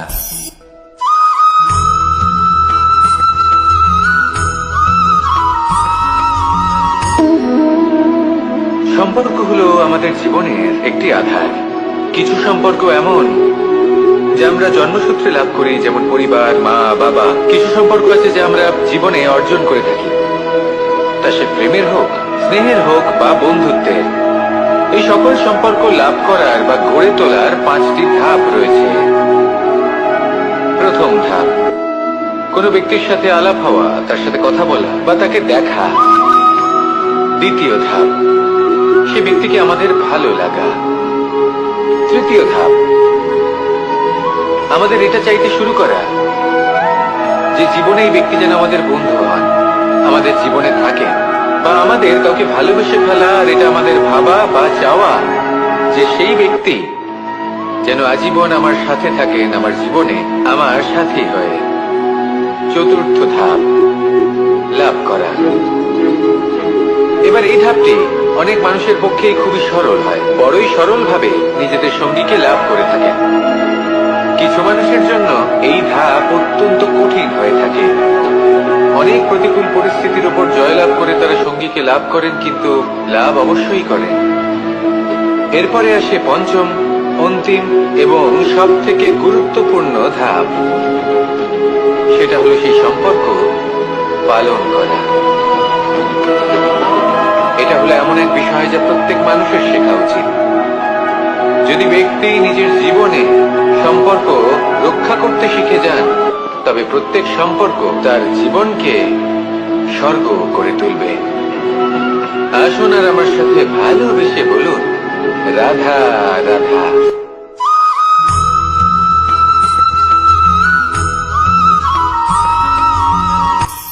কখনো কোনো বাগানের কোনো বৃক্ষকে দেখেছেন যেখানে সুগন্ধি ফুল থাকে, রসালো ফল থাকে? তখন মন প্রফুল্ল হয়ে ওঠে, মন থেকে সেই বৃক্ষের প্রতি ভালোবাসা জন্মায়। কিন্তু যিনি বাগানের মালিক, শুধুমাত্র তিনিই জানেন যে কিভাবে এই বৃক্ষকে আগলে রাখতে হয়, কিভাবে তার পরিচর্যা করলে এতে সুন্দর সুগন্ধি ফুল হবে, রসালো ফল হবে। কখনো কখনো প্রয়োজনের থেকে বেশি রোদ পেলে এই বৃক্ষগুলি শুকিয়ে যায়, প্রয়োজনের থেকে কম রোদ পেলেও এই বৃক্ষ কিন্তু শুকিয়ে যায়। প্রয়োজনের থেকে কম জল যদি পায়, এই বৃক্ষ শুকিয়ে যেতে পারে। প্রয়োজনের থেকে অতিরিক্ত জল যদি পায়, তখনও এই বৃক্ষের শিকড়গুলি নষ্ট হয়ে যেতে পারে। এবার এটাই কিন্তু আমাদের সংসারের সাথেও হয়। আমাদের সংসারের সকল প্রতিভাশালী ব্যক্তি, যেমন লেখক, বিচারক, প্রবক্তা, যোদ্ধা, এদের সবার ক্ষেত্রে এই কথাটাই প্রযোজ্য। যদি বেশি প্রশংসা করা হয়, তাহলেও এরা হারিয়ে যাবেন। প্রয়োজনের থেকে বেশি যদি নিন্দা করা হয়, তখনও তারা নত হয়ে পড়বেন।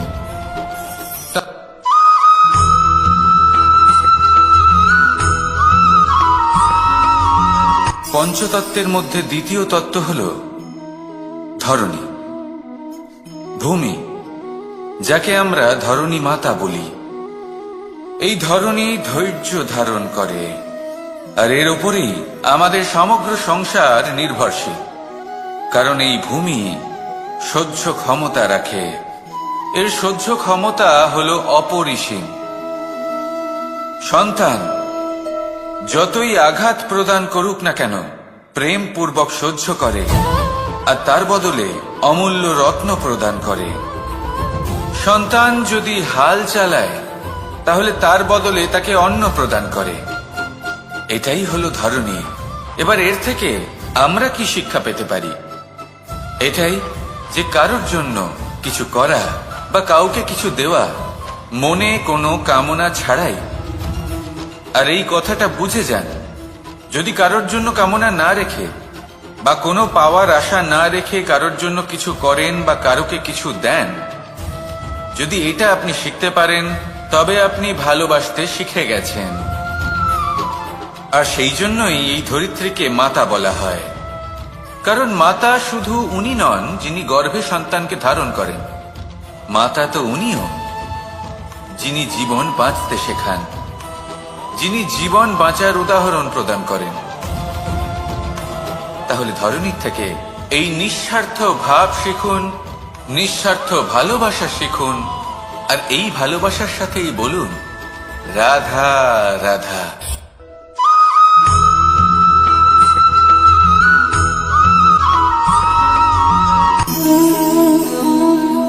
নিয়তি। রাধা আমাকে বলে, কৃষ্ণ, যদি তুমি জানো যে নিয়তিতে কি আছে তাহলে তাকে বদলে দাও না কেন? মহাদেব আমাকে বলেন যে শ্রীকৃষ্ণ, যদি আপনি এটা জানেন যে সাম্বের নিয়তি এটাই, তাহলে আপনি তাকে বদলানোর চেষ্টা কেন করেন? কেন? কারণ আমি একজন পিতা, আর পিতার কর্তব্য এটাই, তিনি যেন সম্ভাব্য সব চেষ্টা করেন নিজের সন্তানের মঙ্গলের জন্য। নিয়তি আমি জানি, কিন্তু এটাও আমি জানি যে কর্মের থেকে বড় আর কোনো নিয়তি হতে পারে না। অভিজ্ঞতাও রয়েছে যে কর্মের হাতে নিয়তির এই চক্র বদলে যেতে পারে। তাই জীবনে যদি আপনার কখনো এমন মনে হয় যে এটা তো অসম্ভব, তখনও চেষ্টা করা কখনোই ছাড়বেন না। কে বলতে পারে আপনারই কর্মের কোনো এক বীজ হয়তো নিয়তির চাকায় আটকে গেল আর নিয়তিকে নিজের পথ পাল্টাতে হলো, ঠিক কিনা?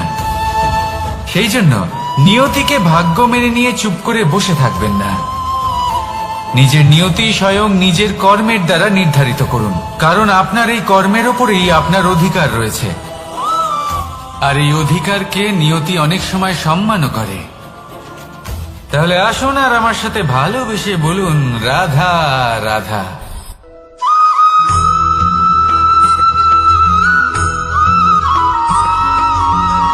মানুষ ভাবেন যে ধন অর্জন করা হলো অত্যন্ত গুরুত্বপূর্ণ। তিনি আজীবন ধন অর্জন করতে থাকেন, ধন অর্জন করার চেষ্টা করতে থাকেন।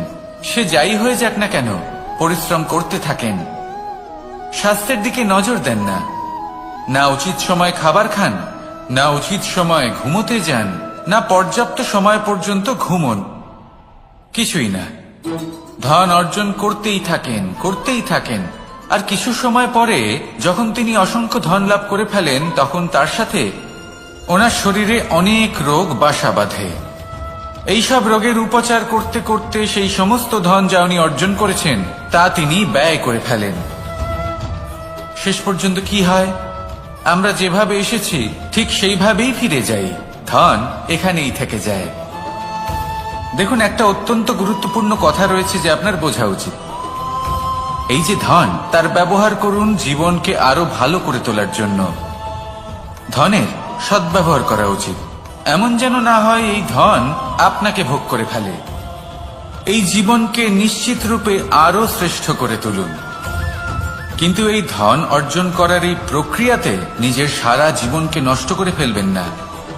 এই জীবন উপভোগ করতে শিখুন, আর আমার সাথে ভালোবেসে বলুন রাধা রাধা।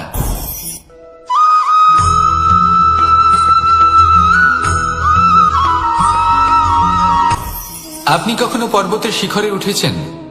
আপনি দেখতে পাবেন পর্বতের পদতলে প্রচুর সুন্দর ফুল রয়েছে, সবুজ বনানী রয়েছে। যত আপনি ওপরে উঠতে থাকবেন তত ফুল কমতে থাকবে, সবুজ বনানী কমতে থাকবে। আরো কিছুটা ওপরে উঠলে কাঁটা জাতীয় গাছ দেখতে পাবেন, শুকনো গাছ দেখতে পাবেন। আরো যদি ওপরে ওঠেন তাহলে পাষাণ দেখতে পাবেন। আরো উপরে উঠলে হিমখণ্ড দেখতে পাবেন। এই যে পর্বত, তা মনুষ্য জীবনের সবথেকে উত্তম উদাহরণ। মানুষ যখন সাফল্যের শিখরে পৌঁছতে চান, মহানুভবতার শিখরে পৌঁছতে চান, পথে যত আস্তে আস্তে উপরে উঠতে থাকেন, ততই ভৌতিক বস্তু তার থেকে বিচ্ছিন্ন হতে থাকে। যদি তিনি সেই ভৌতিক বস্তুগুলি ত্যাগ না করতে পারেন, তাহলে কখনোই সেই স্থানে পৌঁছতে পারবেন না। আর মানুষ যদি উচিত ত্যাগ করতে পারেন, পথে অগ্রসর হতে থাকেন, এগোতে থাকেন, তাহলে একদিন না একদিন তিনি মহানুভবতার, জ্ঞানের, সাফল্যের হিমের স্বাদ অবশ্যই লাভ করবেন। মনে রাখবেন, মানব জীবনে ত্যাগ হলো অত্যন্ত গুরুত্বপূর্ণ অংশ। আসুন আমার সাথে ভালোবেসে বলুন, রাধা রাধা।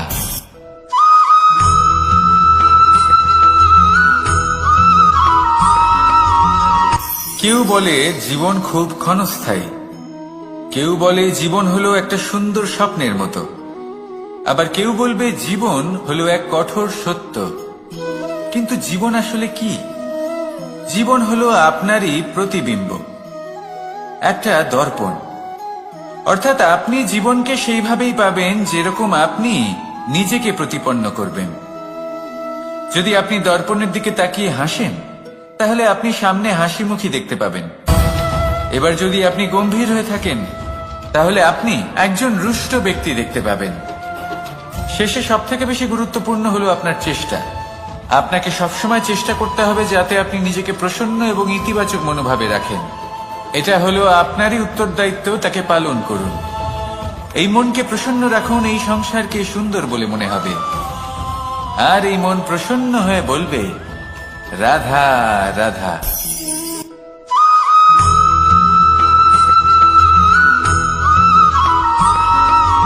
আমাদের শরীর প্রকৃতির সর্বশ্রেষ্ঠ রচনা। যে অঙ্গ প্রত্যঙ্গ আমরা লাভ করেছি, প্রত্যেকটির মধ্যে একটি নিজস্ব বার্তা রয়েছে। একটু ভেবে দেখুন, দুটি চোখ দিয়েছে দেখার জন্য, দুটি কান দিয়েছে শোনার জন্য, নাসিকাও আছে দুটি, দুটি হাত দিয়েছে দ্বিগুণ পরিশ্রম করার জন্য। কিন্তু জীব শুধুমাত্র একটি। তার উপরেও তীক্ষ্ণ বলিষ্ঠ দাঁত দিয়েছে তার রক্ষার জন্য। কখনো ভেবে দেখেছেন কেন?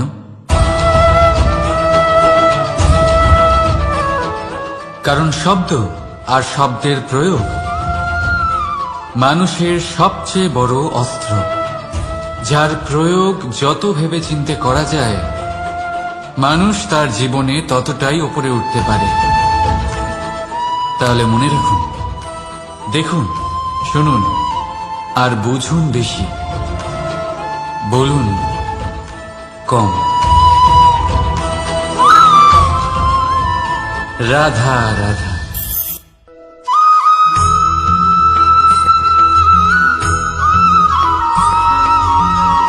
জীবন কিসের উপর নির্ভরশীল?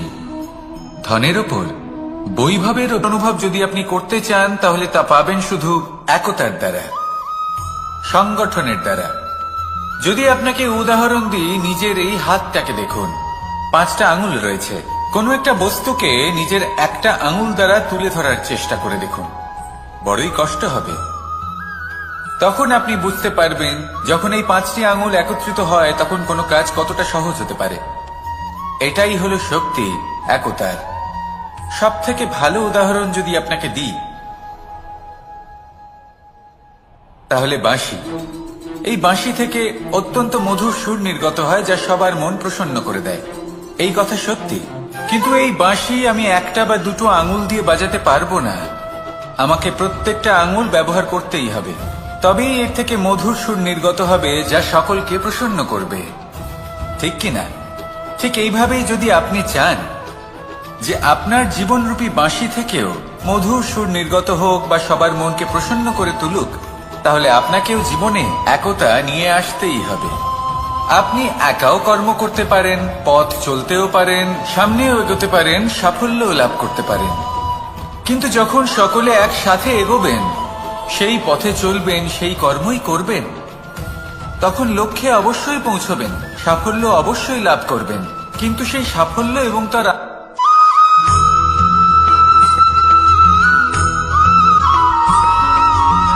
এই সংসারে সবথেকে বেশি কোমল বস্তু হল রেশম।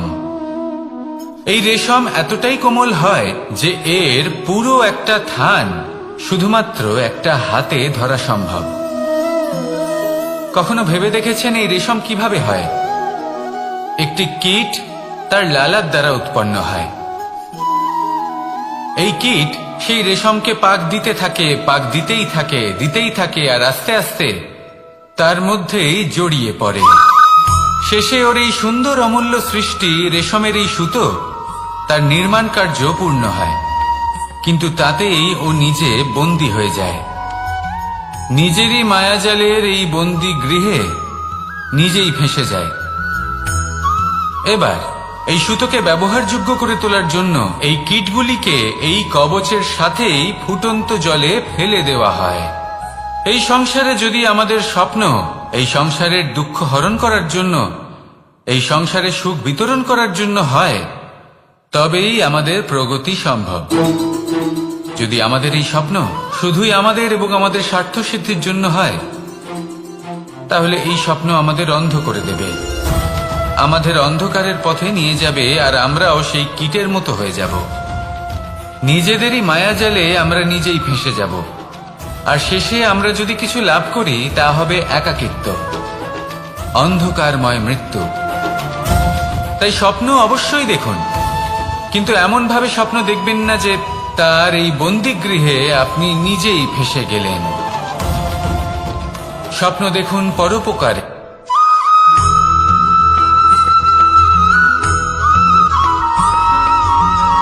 মানুষের মানসিকতা এমন হয় যে সে যতটা করে আশা করে যে তার থেকে অনেক বেশি তার বদলে সে পাবে। দেখুন, সবকিছুই আপনার ভাবনা চিন্তার উপর নির্ভর করছে। আপনি যদি ফলের বিষয়ে ভেবে কর্ম করতে থাকেন তাহলে সেটা অনুচিত।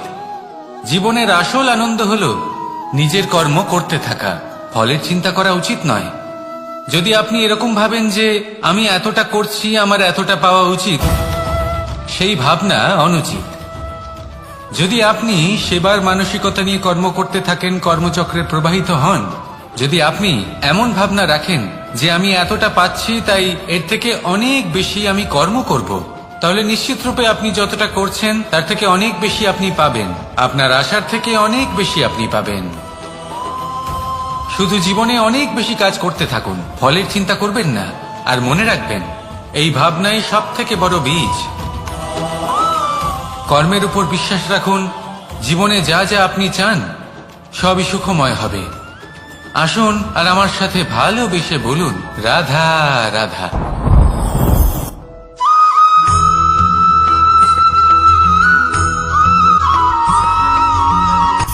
সূচের শেষে একটি ছিদ্র থাকে যার দ্বারা আমরা এই সুতো পরাতে পারি, আর তারপর সূচের সাহায্যে এই সুতো দিয়ে বস্ত্র সেলাই করা যায়। কিন্তু যদি সুতোটা সোজা করে ধরা না হয় তাহলে সূচে কখনো এই সুতো পরানোই সম্ভব নয়।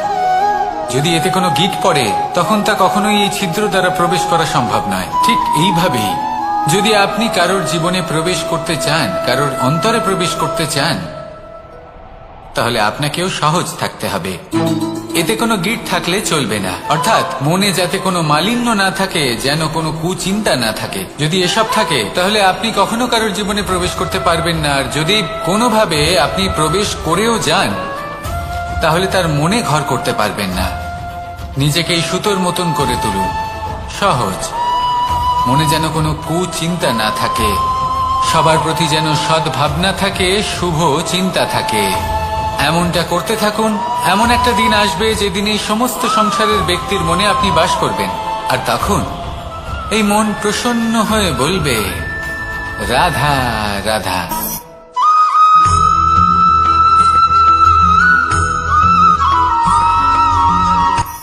এই সংসারে সাফল্য লাভ করার জন্য জ্ঞানের প্রয়োজন হয়, পরিশ্রমের প্রয়োজন হয়, দৃঢ় নিষ্ঠার প্রয়োজন হয়, নিরন্তর চেষ্টা করা প্রয়োজনীয়। কিন্তু আরো কিছু আছে যা অত্যন্ত প্রয়োজনীয় এবং গুরুত্বপূর্ণ। তা হলো ভালো বন্ধু। তাদের থাকা অত্যন্ত প্রয়োজনীয়। যদি ভালো বন্ধু থাকে তাহলে সময় এলে তারা ঢাল হয়ে আপনাকে সুরক্ষা করবেন। সময় এলে অস্ত্রের মতো শত্রুকে সংহারও করবেন। যদি তিনি জ্ঞানী হন, তাদের মধ্যে সদ্গুণ থাকে, তাহলে এই সব গুণ আপনার মধ্যেও প্রবেশ করবে। তাহলে সাফল্যের জন্য ভালো বন্ধু পাওয়া অত্যন্ত প্রয়োজনীয়। কিন্তু শুধু বন্ধু কেন, ভালো শত্রুও থাকা প্রয়োজনীয়। এবার আপনি ভাববেন, এ আমি কি বললাম? যদি আপনার জীবনেও ভালো অর্থাৎ শক্তিশালী শত্রু থাকে, তাহলে আপনিও শক্তিশালী হতে থাকবেন। এই শত্রু আপনাকে প্রেরিত করবে আরো বেশি শক্তিশালী হয়ে ওঠার। কখনো কোনো হরিণকে দেখুন, তীব্র গতিতে দৌড়তে থাকে। কেন তীব্র গতিতে দৌড়য়? এই কারণে নয় যে কোথাও তার জন্য মধুর ঘাস অপেক্ষা করে রয়েছে, না। সে এই কারণে তীব্র গতিতে দৌড়য় কারণ সেটা না করলে তার পেছনে একটি সিংহ আছে যে ওকে নিজের ভোজন করে ফেলবে। তাই জীবনে বিপদ, সংকট, এই সবকিছুও হলো অত্যন্ত গুরুত্বপূর্ণ। তার সম্মুখীন হতে শিখুন আর আমার সাথে ভালোবেসে বলুন, রাধা রাধা।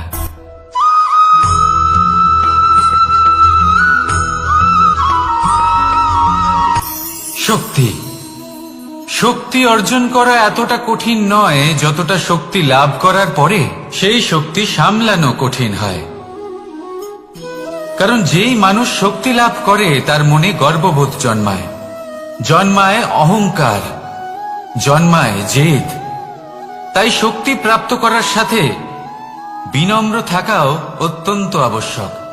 আর এটা আমাদের শেখা উচিত বৃক্ষের থেকে।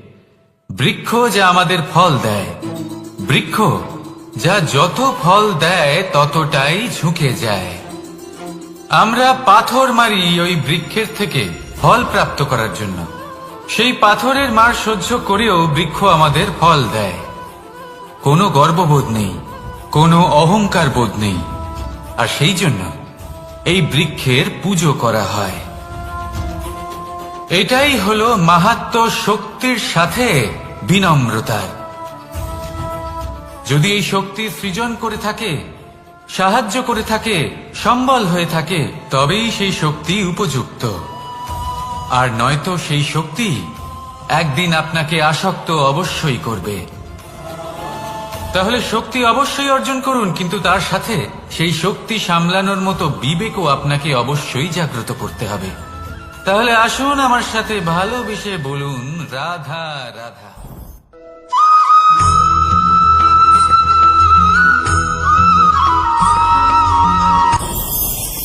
ভয়ের সাথে আমরা সবাই পরিচিত, কষ্টও আমরা সবাই পেয়েছি। কখনো কখনো আমরা অসুস্থ হয়ে পড়ি, আর এমন সময় হলে মাতার মমতা, কখনো বাবার স্নেহ, কখনো বন্ধুদের পাশে থাকার অনুভূতি আমাদের রোগ নিরাময়ে সাহায্য করে। কখনো যদি আমরা নিরাশ হয়ে পড়ি, তখন যদি আমাদের কোনো আপনজন আমাদের দুটো ভালো কথা বলে, তখন আমাদের মনোবল বেড়ে যায়। ঠিক তেমন সংসারের এই রঙ্গমঞ্চে যদি আপনি পীড়িত অনুভব করেন, কিছু শুভ কথা আলোচনা করুন, কিছু স্তুতি গান করুন, কিছু মুহূর্তের জন্য হলেও নিজের ইষ্টদেবের কথা স্মরণ করুন আর প্রার্থনা করুন। সাহস বাড়বে, শক্তিও বৃদ্ধি পাবে এবং সামনে এগিয়ে চলার পথও দেখতে পাবেন। তখন এই মন প্রসন্ন হয়ে বলবে, রাধা রাধা।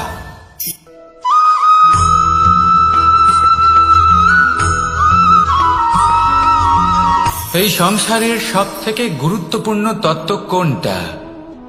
প্রথম হলো সময়। জন্ম থেকে মৃত্যু পর্যন্ত এই যে সময়, এটাই তো হলো জীবন। দ্বিতীয় হলো জীবন, যাতে আমরা সময়ের সদ্ব্যবহার করি, শ্রেষ্ঠ থেকে শ্রেষ্ঠতর কাজ করার চেষ্টা করি। বহু বছরের এই পরম্পরা, এই সংস্কৃতিকে এগিয়ে নিয়ে যাওয়ার চেষ্টা করি। এই সংসারে আমরা অংশগ্রহণ করতে চেষ্টা করি।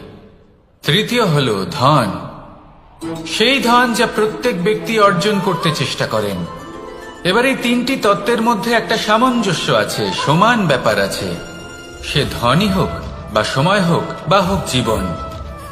আর সেই সমান ব্যাপার হলো যে যদি আপনি এটা গণনা করতে থাকেন তাহলে তা কমতে থাকে, যদি আপনি এটা ব্যবহার করেন তাহলে তা বাড়তে থাকে।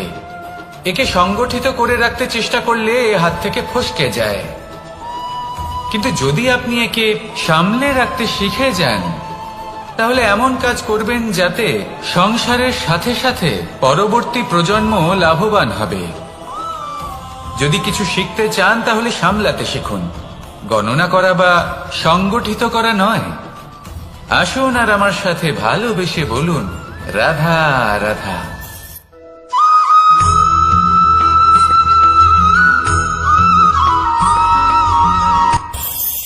এই সংসারে আমরা প্রকাশ কোথা থেকে পাই?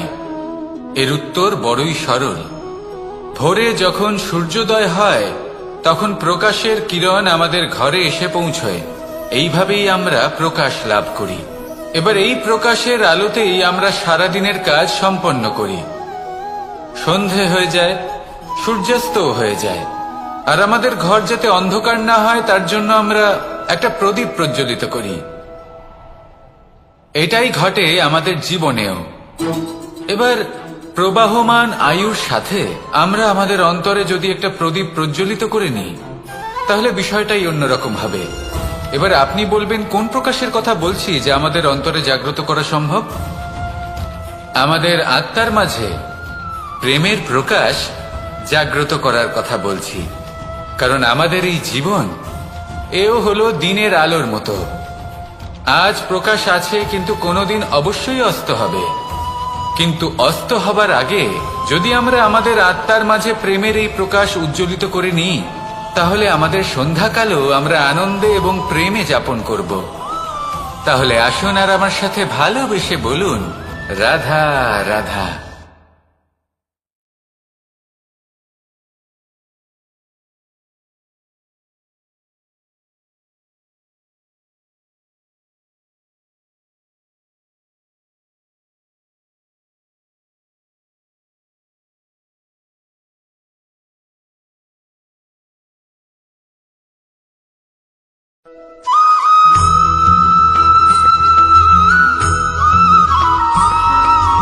আমাদের শরীর প্রকৃতির সর্বশ্রেষ্ঠ রচনা। যে অঙ্গ প্রত্যঙ্গ আমরা লাভ করেছি প্রত্যেকটির মধ্যে একটি নিজস্ব বার্তা রয়েছে। একটু ভেবে দেখুন, দুটি চোখ দিয়েছে দেখার জন্য।